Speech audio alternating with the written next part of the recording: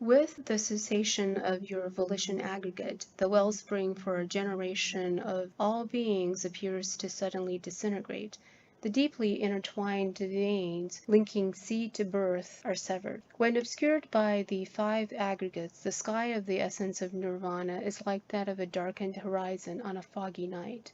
When the first three aggregates terminate, it's daybreak, but light is not yet dawn. Once the volition aggregate ceases, only one aggregate remains submerged. The enlightenment of daylight is on the rise. With the six senses quieted, that which listens and that which is heard are no more. Sense data and sense faculties merge into one luminous radiance. At this point, you enter the stream of novice sages and understand that preventing the source of birth from flowing, neither you nor any being who observes the same can be led into transmigration. While the senses and sense objects have ceased for you, the singular nature of emptiness has not yet died.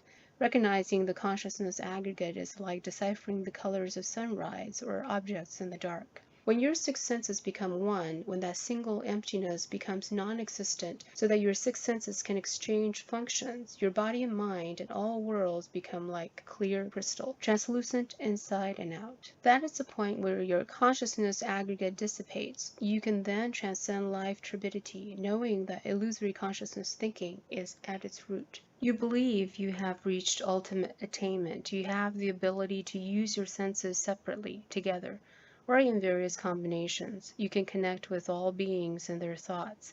If you believe that you have already returned to the true and eternal source, you will be attached to that which is the cause. You may dream that you have found a treasure chest and returned home with it, but that's not reality.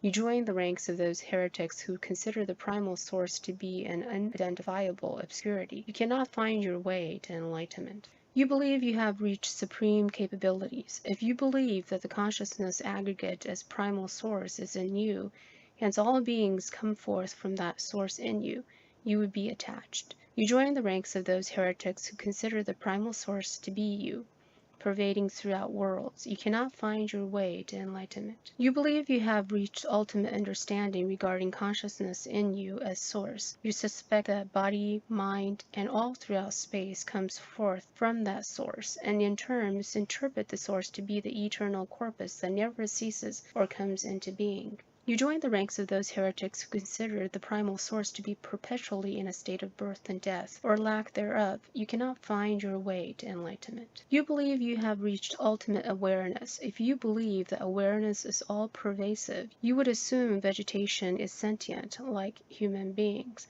Were vegetation humans, people would die and become vegetation. You join the ranks of those heretics attached to the understanding that awareness pervades indiscriminately. You cannot find your way to enlightenment. You believe you have mastered the ability to exchange the uses of your senses. You make use of them to create material transformations, such as simultaneously spewing water from your upper body and burn with fire in your lower body. If you believe that achievements with these material objects make these the fundamental and eternal cause, you would be attached to that which is generative. You join the ranks of those heretics who are deluded about material objects, misunderstanding cause and effect. You cannot find your way to enlightenment. You believe void is at the core ultimately. You rely on and wish to return to infinite void. If you believe the mind that is void is the cause and empty are the effects, you would be attached to extinctionism. You join the ranks of those heretics who consider annihilation the source to return to. You cannot find your way to enlightenment. You believe the source is eternal, hence the body is eternal like your consciousness aggregate. If you mistake the consciousness aggregate for the source of life, especially a long life, you would be attached to the wrong source for a lasting life. You join the ranks of those who aspire to longevity. You cannot find your way to enlightenment.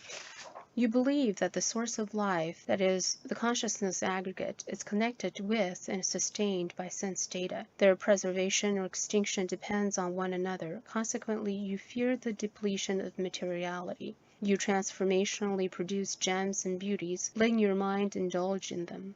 If you mistake your consciousness aggregate for that which is true, you would be attached to that which is true. You join the ranks of those who foster deviant notions by satiating yourself with material effects. You cannot find your way to enlightenment. You continue to refine your profound understanding of the life source of beings. You choose to understand that causal conditions are a true teaching, while the heretic's hypothesis of permanent annihilation is false. You fathom that there are two laws of cause and effect, one secular and the other transcendental. You only aim to cultivate truly and bypass quickly the triple realm, to find the paths of purity about practice being no practice, realization being no realization, and any significance is but illusory. To you, the truths that there is suffering and there is accumulation of suffering are worldly cause and effect, while the truth that there is ceasing of suffering and there is a way are non-worldly cause and effect. You stall on the truth of extinction, detesting the secular and admire the transcendental. You stop and remain at a mirage of an oasis rather than advance until you reach your final destination. You are focused on seeking final realization but become sidetracked by quiescent annihilation and entangled by emptiness. Instead of reaching the source of enlightenment afar, you turn your back on the city of nirvana. In the purity of perfectly integrating your six senses into one and returning to emptiness upon shattering existence, you awaken to the understanding of life's source. You investigate further the effervescence of things or their causal connections, but you fail to expand your heart and turn to all beings. You presume that the state you've awakened to is nirvana. You join the ranks of those interested only in personal salvation. You cannot find your way to enlightenment. Once your consciousness aggregate evaporates, the functions of your senses become exchangeable, in that you may, for example, listen with your skin, eat with your eyes, speak with your nose. At that point, you enter a mode of indestructible wisdom where your luminous and refined mind is like pure crystal or a shining moon. Continue with your practice and you will reach ultimate enlightenment. Along your path of practice, you may become confused because you become satisfied with your current state and quit advancing toward full enlightenment. Meditators since times of old share these 50 meditation experiences out of compassion for beings so that they are aware and do not become sidetracked in their practice.